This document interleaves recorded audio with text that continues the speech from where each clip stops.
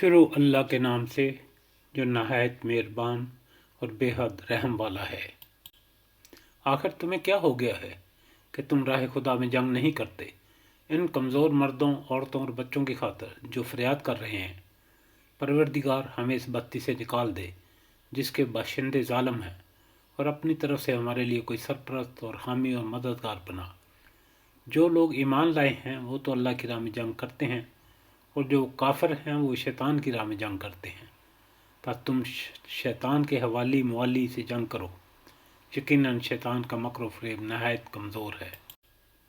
کیا تم نے ان لوگوں کو نہیں دیکھا جن سے کہا گیا تھا کہ اپنے ہاتھ روکے رکھو اور نماز پڑھو اور زکوٰۃ ادا کرو؟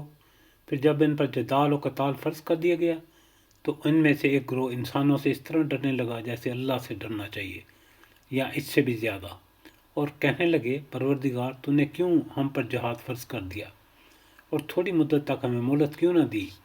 اے نبی صلی اللہ علیہ وسلم کہہ دیجئے کہ دنیا کا سامان بہت تھوڑا ہے، اور جو متقی و پرہیزگار ہے اس کے لیے آخرت بہت بہتر ہے، اور تم پر کھجور کی گٹھلی کے ریشہ برابر بھی ظلم نہیں کیا جائے گا۔